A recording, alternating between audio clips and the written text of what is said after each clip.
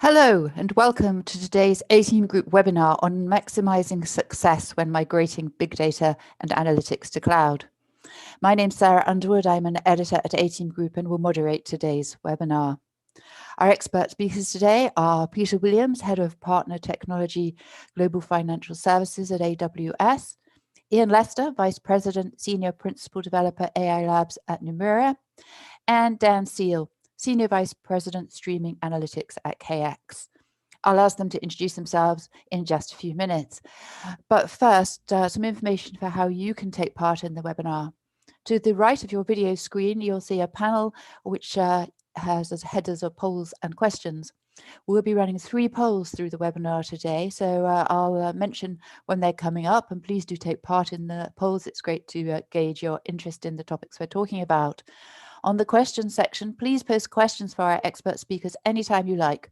We'll take the questions as we go along through the webinar rather than keep them to the end, otherwise I'm sure we'll run out of time. So if you have questions from our experts, and please do feel free to ask, just put them in that panel and we'll come to them as soon as we can. Also on your screen, you'll see some additional resources from 18 Group.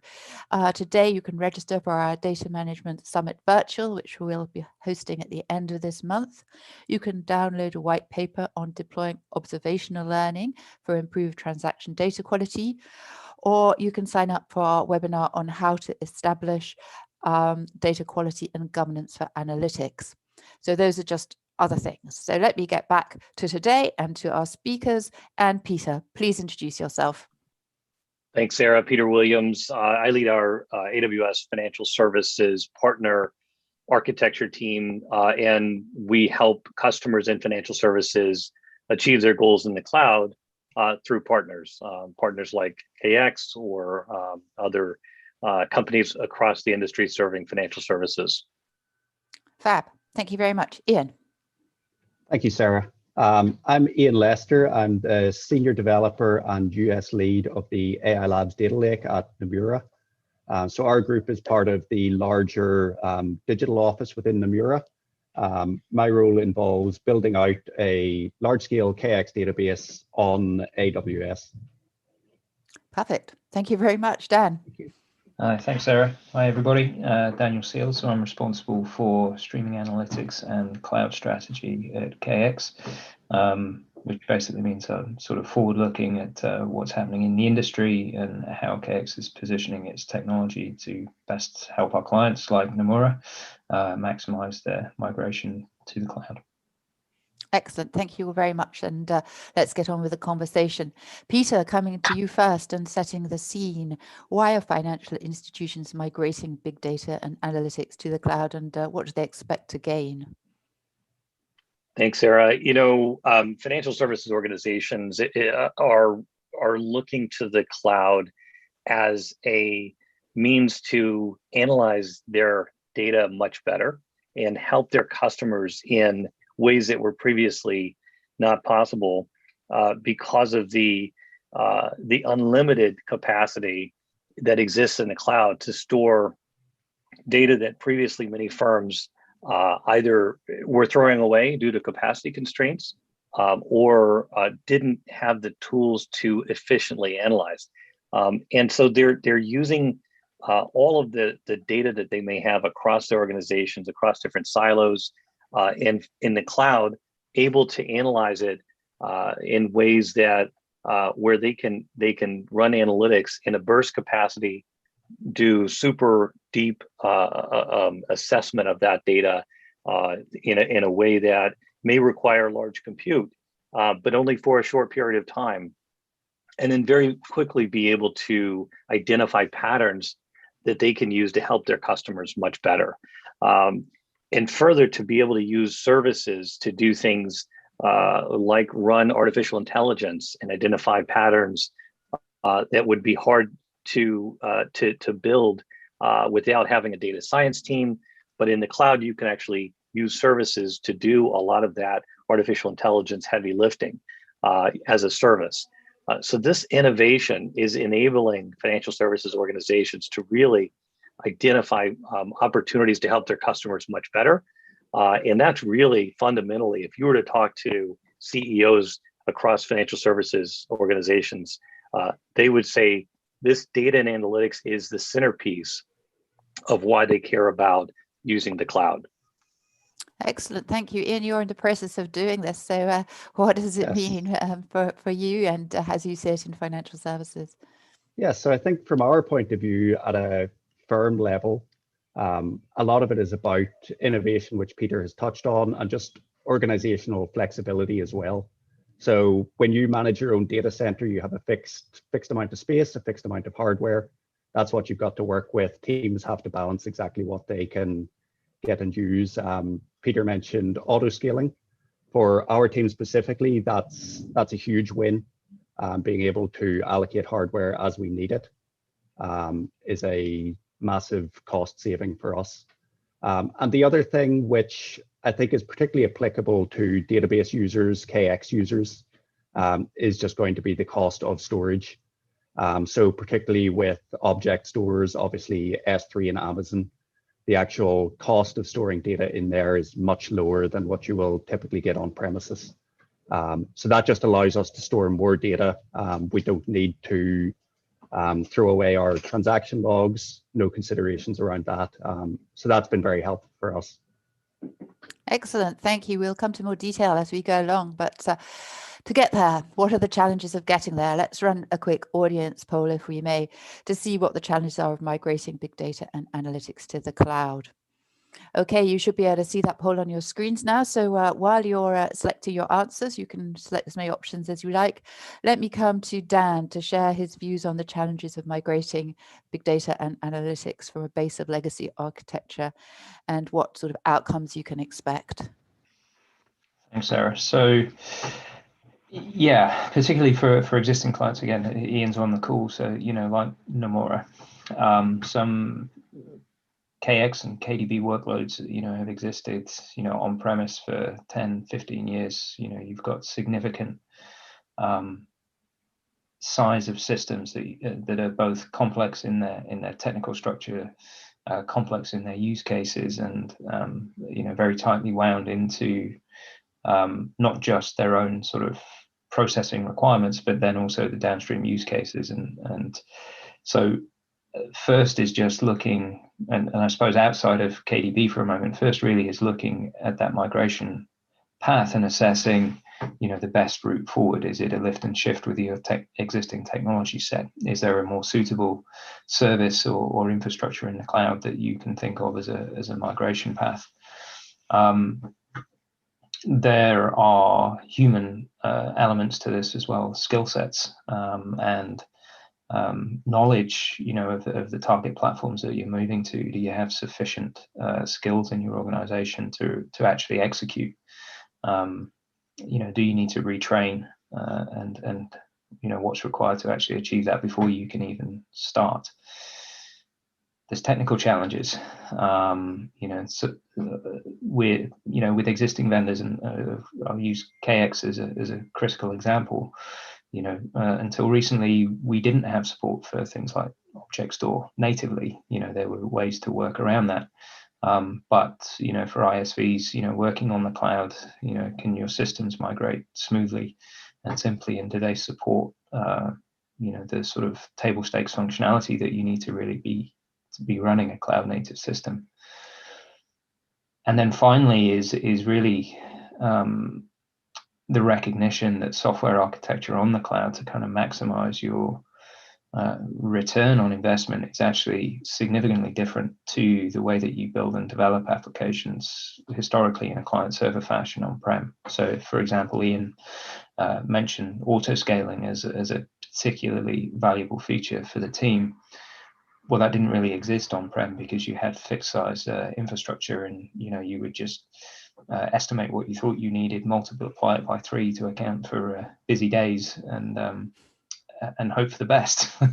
Now we've got a much better ecosystem in the cloud, and you can burst into that, but that requires a complete rethink of your software architecture and implementation. So I suppose the simple answer to the question is complexity, because it's not a simple task, and breaking it down into consumable migration steps is really it's a bit of an obvious statement, but the best way to go about it. And take your wins early. We see clients lift and shift initially so that they can take advantage perhaps of some cost savings. Again, Ian mentioned S3 on AWS and cost savings versus on-prem. That's quickly achievable, but then more advanced features like burst scale might take a bit longer. Okay, lovely. We'll talk about how to build it in a little while, but first, Ian, where are the challenges as you're sort of setting out? Yeah, so I think Dan's covered a lot of it already. Some of the big challenges that we ran into as one of the first teams within the firm to move to AWS was just the shift in tooling, the lack of the normal tooling which we would have on-prem in AWS. So we really had to do a lot of work around that, using things like CloudWatch events for scheduling, obviously changing our whole like CI, CD, deploy pipeline. Yeah, so that was a big one for us. And then, yes, just reimagining our architecture as well. So as Dan touched on, if you just lift and shift into the cloud, you're going to end up paying more, right? You're not going to get any of the benefits. So you really need to think about that architecture, how you can break things down and move on from there. Excellent, thank you. If we may see the poll results and see how our audience is challenged. Yes, well, perhaps no surprise there. Legacy systems, budget resource shortfall, enormous volumes of data, cloud skills gap, no challenges, nobody. Dan, what would you say to that? Does that look like a sort of thing you'd expect to see? Yes, pretty much. I have to say I'm slightly surprised and pleased, I guess, by the skills gap. Having attended and been on some of these panels historically, that number in the past would be higher. So perhaps that's indicative of general education amongst, the technical population, improving on that, which is a good thing because it would definitely help. But yes, unwinding the existing infrastructure to maximize that migration is definitely a big challenge. Okay, that's great, because that's exactly what we're going to talk about later. Brilliant, lovely. So thanks for that, Dan. And coming back to you, Peter, what considerations do firms need to take into account to improve migration and its results? I think the migration path that we see a lot of times, and by the way, I think the skills gap is real. I agree with Dan. I think when customers initially look at the cloud, it seems a bit overwhelming. And I think the approach that Dan, you were suggesting of breaking it into pieces and bite-sized chunks and figuring out which pieces of the cloud are going to be most relevant to you is where we see customers find success. But I would say that the migration approach that we see often is, first, it's very often kind of a lift and shift. Let's just try to run something and gain some expertise at how to operate it in a reliable fashion and be able to know what we're doing in the cloud. And sometimes it's with some refactoring, certainly, where you can use load balancers and changes that don't require a dramatic refactoring of the application, but enable you to run it using services that let you do things like failover to a different data center in the cloud automatically, and handle resiliency capabilities, things like encryption of your data that can be done in a holistic fashion using services that capture your own keys, or you could use keys that are available to you in the cloud. Those are some what we see as a first step, and then invariably, the more that customers want to gain the benefits of the cloud in terms of agility and the use of services to handle some of the heavy lifting, there is a need to refactor. And so we see customers then say, all right, we've got some expertise, we've figured out some ways of operating in the cloud, but we really need to kind of reimagine how we can solve our business problem now using these services that we've started to really gain some expertise in. So there's typically a refactoring process that we see. The other thing I'll just add is I think the organizational changes that occur throughout that kind of iteration of using the cloud and then kind of using it in a more and more efficient and more agile fashion. There are organizational challenges that every customer faces in rethinking, well, how are we organized? How are we going to operate in production?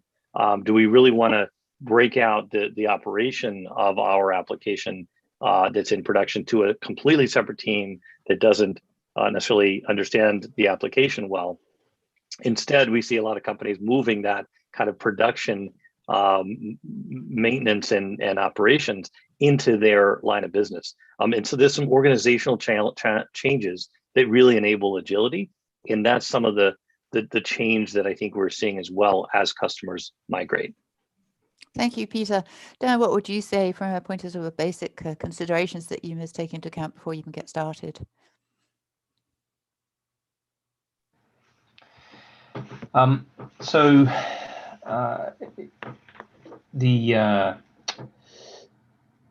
The kind of basics are looking at the workload and figuring out what you can move and what has the most value. In the data and analytics space, that's really the warehouse and the history.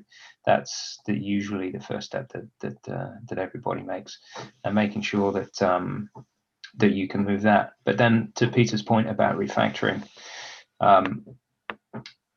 and I kind of mentioned the shift in software architecture earlier. Microservices are a big part of the software architecture on the cloud, and there's a lot in that, as a concept. But you tend to find large data and analytics implementations on-prem. Usually, historically, you would build them in a monolithic fashion, and there would be this big kind of Wizard of Oz curtain in front of all of the stuff that's happening in the background, and everything would be sort of managed to try and give the client a single entry point to the system. But actually, at the back end, you had a large platform that in some cases could be tightly bound. Now, moving on to the cloud, if you want true horizontal distribution and burst scaling, breaking that problem down, microservices are a good candidate for doing that. Also, I suppose it's worth mentioning at this point that monolithic architectures aren't necessarily a bad approach. They work very well for a very long time, and they do have their place even on the cloud. That's specific to what we're talking about today, which can be very large, globally distributed, databases and analytics systems. Then, microservices start to come into play. Some of the sort of arguments in the industry about it are that they are complex in their own right, and that's true. But the ability to segment your applications, your data warehouse and your analytics workloads into discrete components, deploy those across multiple machines and coordinate those, is really what unlocks the agility that Peter and Ian are referring to. And it goes then, much further beyond that. Ian mentioned the development process, and Peter mentioned reorganization, of people to align to this as well. And that microservice approach, allows you to then rethink your development process, your release processes, and how you upgrade. Technologies like containerization give you a lot more certainty in your testing. Effectively, what you're testing is really what you deploy in production. And again, unlike I suppose the old world where you would test in UAT and then you change a bunch of config and deploy it to production and hope you didn't get it wrong, which I've definitely done in the past. Yeah, I'd say those things are the kind of key things to be thinking about. Okay, thank you. Well, Dan certainly mentions microservices, and I'm sure most of you are familiar with them. So let's run a quick audience poll. And this one is about microservices and asks how familiar your organization is with microservices, because these can often be a part of this kind of new development, new architecture approach. Whilst you're doing that, let me come back to Dan and talk a little bit about how financial institutions can develop a microservices architecture and how this fits into the migration. Thanks, Sarah. So we've been, on this journey for a while now at KX, and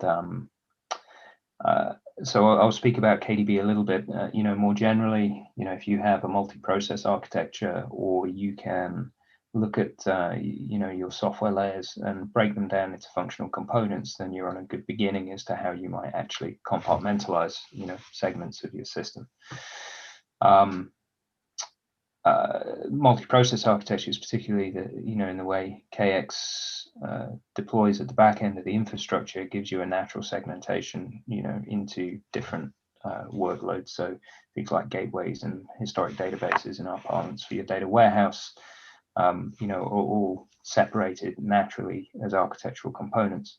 But even then, you have to change your development model. You have to, as well as microservices being discrete, they also have to be encapsulated. They have to have clean interfaces and clean APIs. And with the monolithic approach, actually, if they're running in the background, very often you wouldn't have those things because the developers are controlling all of the interactions directly. So you could be less formal about some of the interfaces between some of the components. But if you stay true to the key sort of fundamental tenets of microservice development, then each of them has to be cleanly encapsulated, have its own API and communication interfaces, so that they can be developed independently, deployed independently, and then managed across different infrastructures and machines. So, but if you so this is again where the refactoring and the re-engineering pieces kind of come into it.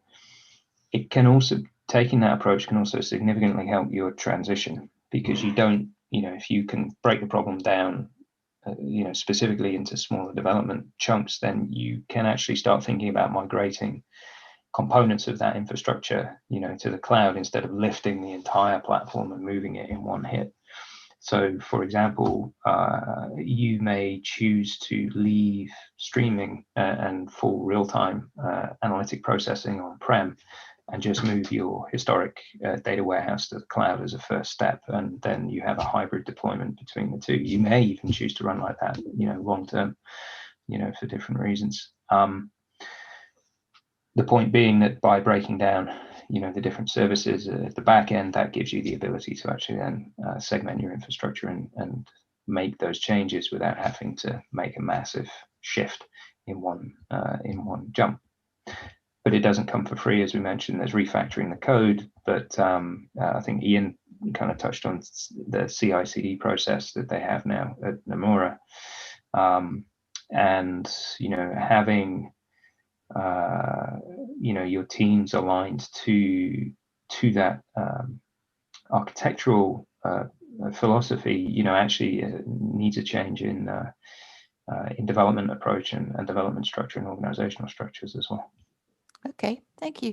Ian, how would you suggest developing a microservices architecture? Let's save CI/CD for a next question, if we may. Yeah. So I think Dan has touched on a lot of the kind of key points. It is quite a big shift, particularly with the traditional KX tick architecture that most people are using. For us, we were a little lucky.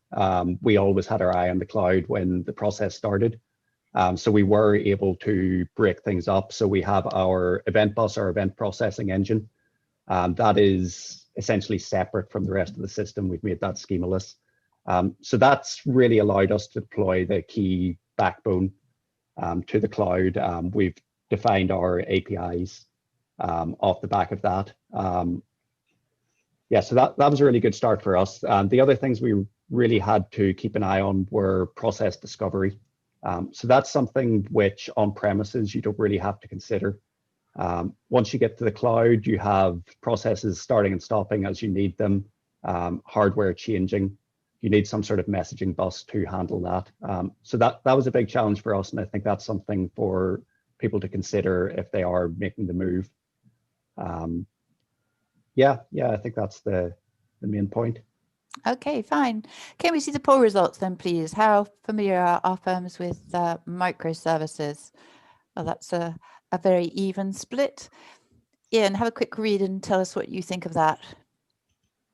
In case anybody can't see So- the slides, it's about one is developing microservices for some time, 33%, planning to develop microservices, 33%, considering whether microservices would be useful, 33%. Yes, so I think that probably is about right. I would maybe say that I wouldn't have expected a third of people to have been doing it for some time.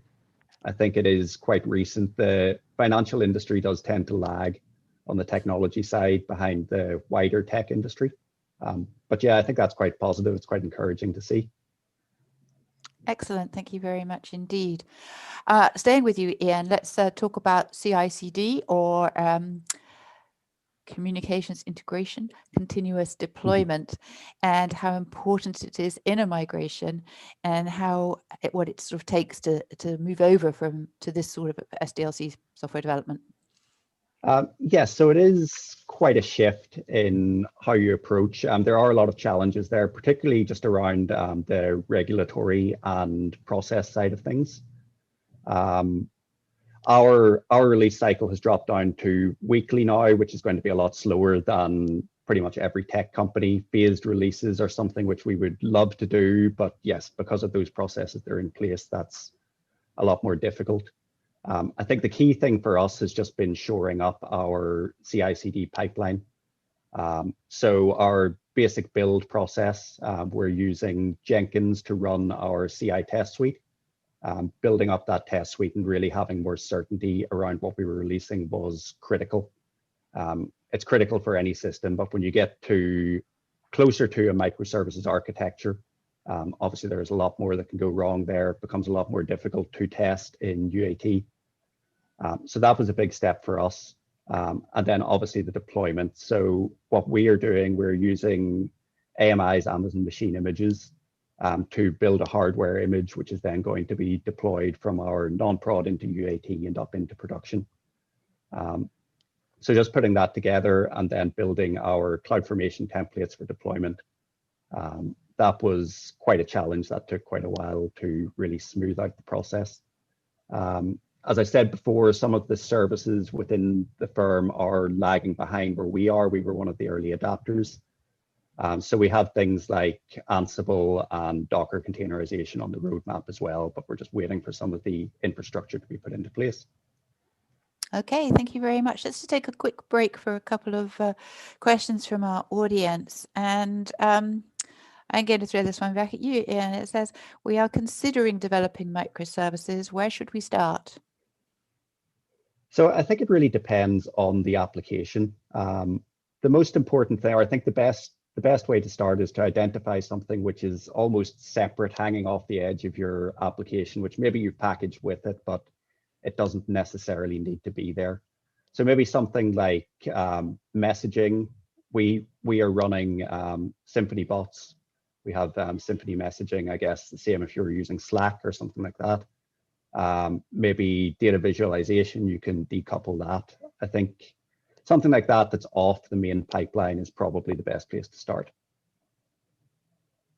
Okay, that's great. Peter, may I put a question to you? It says, hi, imagine I am a trader using on-premise infrastructure. What kind of advantages versus my trading equities or fixed income will Cloud Switch bring to my P&L? I suspect that's the kind of question you get asked quite often. Well, yeah, I think when we work with, trading areas within our customers, they are very often looking at finding, opportunities and kind of disconnects in the market by taking in alternative data and then being able to analyze patterns and deviations from expected returns.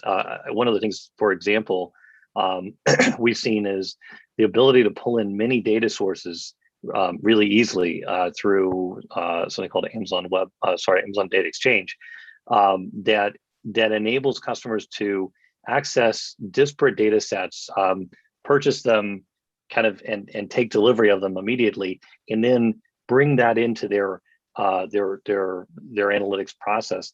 The one that comes to mind is one where the customer was taking payments information And during COVID, of course, everything was disrupted. So they were looking at location information based on cell phone data to try to identify where were consumers physically located, which companies, retail providers were they visiting, companies like Home Depot and Costco, and then trying to correlate transactions that were happening so that they can, based on physical locations of people, look for which opportunities exist in the market that may not be reflected in the equity stock price. So using kind of this massive amounts of data, you can imagine cell phone location data is just huge, and something that if you're going to try to store that on-prem, you'd have to you'd have to come up with a plan and maybe offload other data sets or quickly acquire data storage capabilities, which is really hard to do on-prem. But in the cloud, you could just sort of put it into an S3 location and actually pay for it in a very economical way, because you need it for this analysis, but you're not going to be needing it necessarily in the next few days. So you could downgrade the way it's stored in S3 to make it really economical, and then run analytics against all of that data in a burst capacity. So you could run artificial intelligence across it. So those types of alternative data sets are becoming, super important. And we've seen that over the past few years, but with COVID, it really pushed it, because the disruption was happening across so many markets, and people were looking for clues as to what are consumers doing in this new environment. That's one of many types of ways that I think our trading customers are using cloud to try to drive their profitability. Okay, thank you for that. I hope that answers your question. And let's move on now and talk about the technologies and tools that can help the development of microservices and the deployment of CI/CD. Ian, let me come back to you here. We've talked about the sorts of things you might be doing and how are you going to do it, what are the tools and so on you would need? Yes, so currently we are using Conda to package everything up. We then deploy that into the cloud, into S3. Sorry, I've already touched on our use of AMIs and CloudFormation. So obviously we've put a lot of work into building up those CloudFormation templates. On the testing side of things, so we found that we need solid unit tests as well as integration tests. So we're using QUnit on the KDB side for a small number of tests, and PyTest to cover our Python code. And then we're using a third-party library called TestPlan, which Morgan Stanley actually produced to run integration tests. So this allows us to bring up essentially a replica of our stack and run that as part of our CI pipeline. So those are the key tools we have at the minute. Obviously, with an eye to the future, we're looking at automating even further with Ansible, using Docker. We've spoken about Kubernetes in the past. Whether we get there, whether it's worth it for our use case, I'm not sure as of yet, but obviously there's a lot of innovation in this field, and yeah, we're really just looking to the rest of the tech industry to see what we can pick up. Okay, that's great. Dan, coming to you, talk a little bit about the technologies in case anybody isn't sure. Can you explain Docker and Kubernetes too? Sure. So Docker is a containerization technology. So I suppose I'll use microservices as an example. So piggybacking on that sort of encapsulation idea that we were discussing earlier, a container is an application image or a machine image that you build that contains all of the dependencies of your service or your application within that particular package that you can then deploy and run on virtualized infrastructure. So what this means is that you package, because you're packaging all of the dependencies, and that can actually include the OS itself. You know that when you test that, in your UAT or your test environment, and then you deploy it, what is actually going to run in production is exactly the same thing that you tested, in your UAT environment. And because it's packaged and encapsulated, you're not suddenly going to lose a dependency as you kind of deploy through the different stages to your production system. So that's containers. Kubernetes is really all about orchestrating and managing your application environments. I think for most groups, the most sort of attractive, or what people are trying to achieve with it is standardizing the operational backplane for their applications.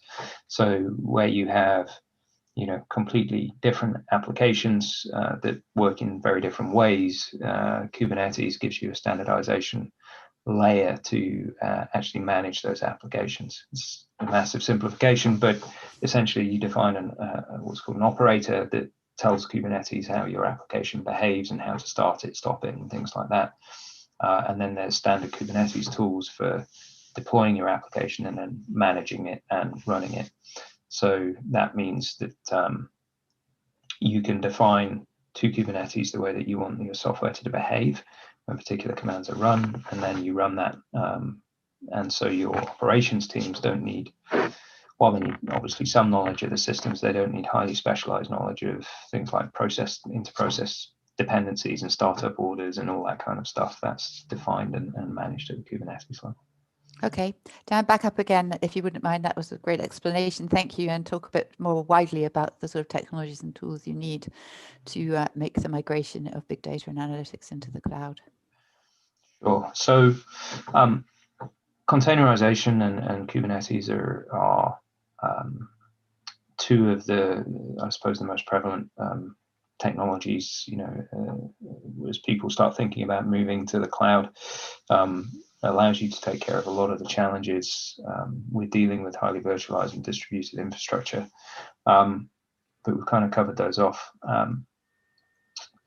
Then beyond that, you've got other challenges that you need to think about as well. So things like messaging and network virtualization. And this is another challenge particular to financial markets around determinism of latency across some of the networks. The cloud providers have been doing a huge amount of work on their infrastructure, physically, laying cables around the planet to industrialize their network infrastructure to give us that. But then, even when some of those things are in place, again, particular focus on trading and financial markets, there are then sort of gaps that are still there in data provision. So streaming market data from exchanges, and that solutions are starting to appear, but they're still very much maturing. So there's a lot of infrastructure pieces and tools around that and decisions to be made in your implementation as you work through it. Okay, thank you very much indeed. And I'm going to take time for another couple of audience questions, if I may. And to our audience, if you have any more questions, please put them in soon. Otherwise, we will run out of time. But coming back to you, Dan, and you mentioned legacy earlier. It says, can we build on legacy systems, or do we need to develop in parallel and then cut over? So ideally, the former. But it largely depends on the challenge that you're facing. With for KDB clients, I'll use Ian again as an example because he's on the call. You should be able to transition a workload like that in a piecemeal fashion and not have to do a sort of massive cutover from one infrastructure to the other. I suppose if you decided to swap technologies as you transition to the cloud, perhaps what you're using doesn't have a cloud offering or have good cloud support, then at that point you've got very little option, I suppose, other than redevelopment and a cutover. But I think that transition roadmap for existing technologies that you've used on-prem to the cloud is one of the key things that you need to be looking for to help in that migration. And it's the challenge to the ISV community for us to make sure that we have the answers in place to help people migrate those workloads. Okay, Ian, do you want to add to that? Have you been doing that, moving away from not completely, but sort of moving away from the legacy systems you would have had to build microservices in tangent, as it were? Yes, so I think I mentioned earlier we were lucky we were a greenfield project, but we did until recently have a full deploy on premises, so across multiple regions as well. We weren't able to just cut across. We did have to run side by side for a period of time. What we tried to do was encourage as many users as possible to start off in the cloud, start publishing data directly to the cloud. Those that were publishing on premises, we would just bridge that data over TCP and provide the new query endpoint. So once that was in place, we were able to start shutting off processes on-prem, just bring the footprint down, further and further, and send all of our users on the query side to the cloud provider. At this point, we still have a small footprint on-prem. It's really just our event bus. We have nothing on the query side. We're only capturing a limited amount of tables. But that was the approach that we used, and I think that's maybe the easiest way to do it for a legacy system. Okay, thank you. And Peter, another one for you, if I may. How can we justify the cost of implementing microservices and adopting CI/CD in the migration to the cloud? Is that something you'd want to comment on? Sure. I think the costs typically when customers are looking at moving to the cloud,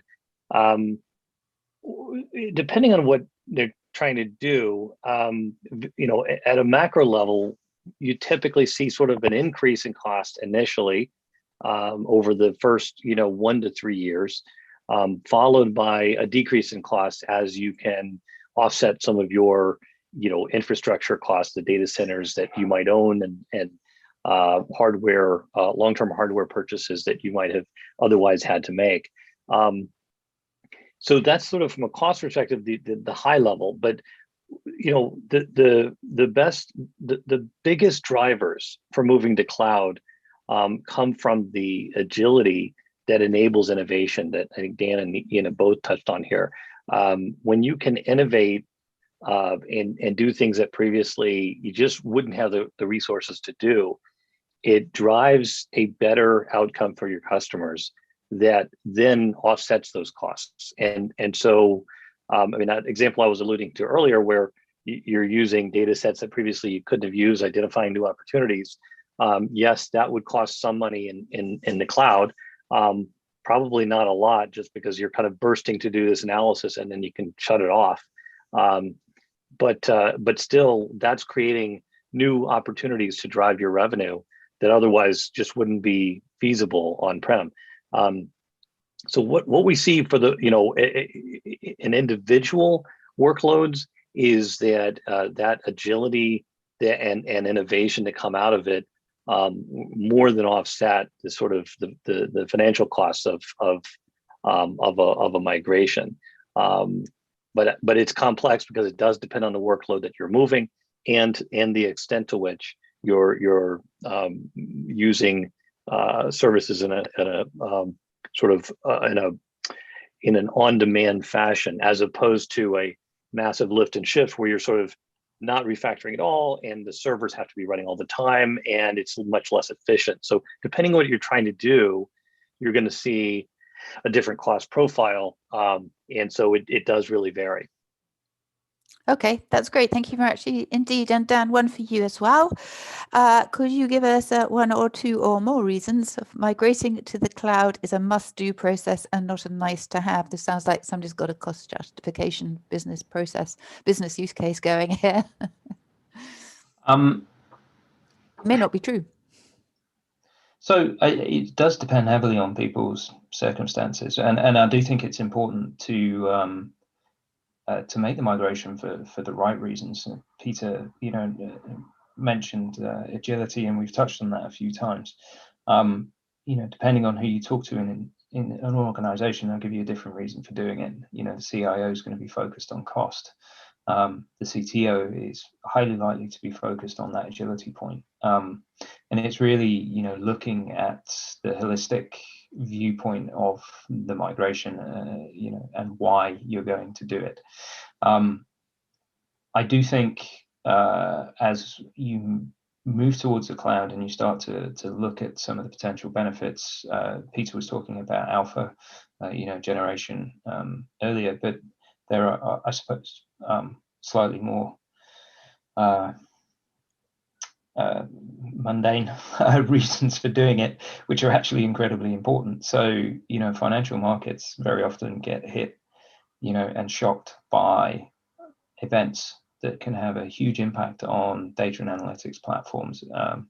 You know, Brexit, political events, you know, things of that nature can massively increase market activity. And anybody that works, you know, in the banks will attest to the strain that that puts on technology systems and teams on-prem to make sure that they don't fall to bits, you know, when the workload spikes by 3, 4, 5 times. Resiliency and burst scaling and some of those benefits can be a massive boon, you know, in the cloud, but it all all assumes that you've done it correctly, because you know, like anything, I suppose, if you get it wrong, your costs will go up, and you know, you actually have to deal with higher failure rates in the cloud than you do on-prem. That's an expected part of the ecosystem, that things are much more ephemeral. So again, but as long as you architect for those things and you go after, you know, with a clear mind, those benefits, then there's lots of good reasons for getting there. Can I bring that one to you as well, Ian? I know you're from a greenfield site, but with hindsight, you know, must do or nice to have? I think it is. I think it depends organization to organization. It depends what the overall strategy is, what the culture of the firm is. If there is a drive to move to the cloud, move away from on-premises hardware, then absolutely it's something you should be driving to do as soon as possible. If that isn't the case, if the on-prem hardware is going to be there and you don't see the benefits for your particular use case, then I think staying on premises is fine. Obviously, you're going to pay the upfront cost for a potentially small benefit. It's not worth doing that. Okay, thank you. A final point though, Sarah, yeah. You know, again, just to re-emphasize, that cloud doesn't just mean, you know, the big hyperscalers and the big public cloud providers. You know, on-prem private cloud instances is a part of that future state as well. What I would say though is that, you know, I genuinely think that the software industry is going through this sort of generational shift in compute paradigm. We've talked about this with our clients and on you know, some other conferences, that we're shifting from this client server world where we've been for 20, 30 years, you know, into cloud architectures, and that can apply on-prem, you know, as well as in the cloud. So eventually, I think those things are an imperative, and we're seeing an acceleration in those transitions. So so if I ask the question in a few years' time, it'll be a must-have, yeah? Well, probably done. Okay, let's come back to my questions, if we may. And Peter, in your experience, what skills are needed to build a microservices architecture, and are there considerations beyond the developers? You know, I think that what I always advocate with somebody that is moving to a microservices architecture is first to get the basics of cloud services and capabilities. And you know, Amazon has a associate level developer certification that really takes you through the basics, that gives you a lay of the land. I think that's a foundation that can really set you up for success. And then when it comes to, you know, the microservices design, I think some of the CI/CD techniques that have been discussed here are critical. Really, with the microservices, you've got to develop a set of services that have APIs that are extremely well documented, and that can really run in a standalone fashion. If you think about Amazon as an example, that really was a pioneer in this microservices, construct. Amazon deploys new solutions every, I think it's 4 seconds now. So new services are being updated on a continuous basis. And if you think about a world where you've got 2 million plus customers that you've got to deploy new services to, and you can't kind of shut down on a Saturday night and have a conference call with those 2 million customers and say, all right, let's make sure everybody back tests, right? And now we're going to roll it out, and maybe we'll back it out if it's a problem for any of those 2 million. You've got to be able to deploy in a way that doesn't depend on back testing by your consumers. Which means you've got to fully test your new microservice and make sure that it is entirely consistent with your published API documentation, and that it is therefore, as long as you're consistent with the contract that you've stated on your API, that it is invulnerable to failure because you've tested in a highly robust way and you're deploying it in a very phased fashion. When we deploy at Amazon, we don't deploy to all regions simultaneously. We actually do it availability zone by availability zone, region by region, to ensure that everything is running smoothly. Those are techniques that come with experience and come with just a very different way of thinking about how you design software. So it's an evolution, and it just takes time and experience and an investment in a very different way of operating. Okay, thank you. Dan, what would you say about skills here? Yeah, I think you mentioned it outside of the developers. So the developers, of course, are the main act when you're building software, but around that is a whole bunch of organizational support. Project management, PMO. Agile's been around for a long time, but is a key component of getting your software release mechanisms to the kind of cadence that Peter's talked about. We're not quite at 4 seconds yet, but by having Scrum teams that are tightly aligned, to that microservice principle that you build, in the manner that Peter described, and as Ian kind of mentioned, you have strong CI/CD techniques and workflow around that. Then you've got a chance of getting towards that kind of operational cycle. But around that, it is DevOps teams, it is your project management teams, it is even, your sort of general management, your whole org structure might need to be shifted, to enable teams to align to that development paradigm.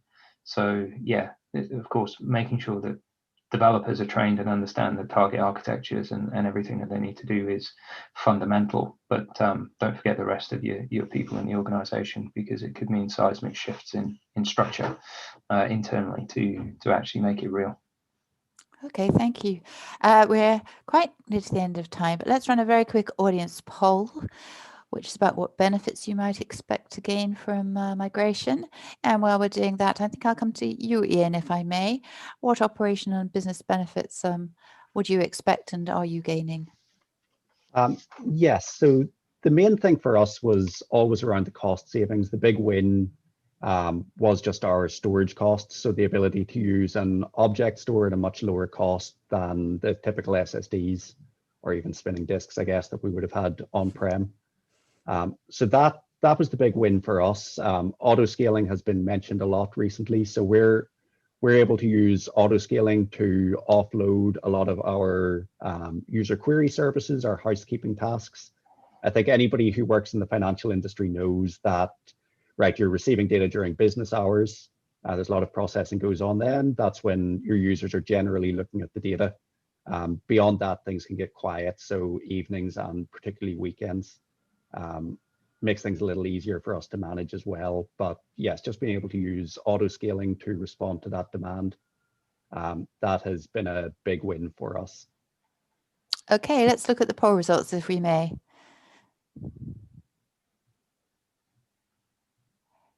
Thank you very much indeed. That's something we've talked about throughout the webinar: increased agility, faster releases, increased performance, access to new markets and business opportunities, less so on terms of lower costs. But I think, as Peter pointed out earlier, these things take time. So that's great. Let's move on to our final question for today, and I'd like to ask all our experts what guidance they would give to people working on the process of migrating big data and analytics to the cloud. Dan, would you like to kick off here, please? Sure. I think keeping a focus on performance as you move to the cloud is important. And I don't just mean, things like latencies and things like that. A lot of cloud-based systems now can scale to large workloads, but that doesn't necessarily mean that they're efficient, which means that you're not necessarily maximizing your ROI because you're paying for more infrastructure than you might actually need to do the job. Sorry, Peter. So, you keep a focus on performance. And I would also say don't necessarily, there's a lot of good marketing. Doing things right in the cloud is a lot of hard work. It's not magic. So keep that in mind as you move to it, but also keep that focus on discrete performance of your application, because it will pay dividends in terms of your long-term operating costs. If it's inefficient, you'll struggle to meet your TCO requirements. Thank you. Ian, bit of guidance from you, please. Yes, so I'll offer two pieces. The first thing I will mention is just to look for a quick win. I think that's really important to get people on board. So maybe that is splitting off part of your application, running it as a microservice, just to get it up and running. Maybe it's using object store to decrease your costs quite quickly. But yes, I think something like that can really help with buy-in from the senior level management. Hopefully they're already driving this, but if they aren't, being able to demonstrate that is going to be very helpful. And the other thing is really just what we've been speaking about. So rethinking your architecture in general, really looking at where you can make those cost savings, improve your robustness by splitting things out and moving towards a microservice, or maybe if you can't get that small, a mini service kind of architecture. Okay, lovely. Peter, a final few words from you. What we see as really essential to success in the cloud is choosing a workload that is really important. We've seen customers decide, hey, we're gonna work on this large migration, but if it's not really critical, if it fails or if we get other priorities, worst case, we haven't lost much. We find that when they take that approach, it's really hard to succeed. And so it's only when you can rally your organization around something that needs to be done for the business or for your organization that has a really important purpose and a timeline. That's where you're going to see it come together and get the right, and Ian, you touched on the sort of executive support, which is really important.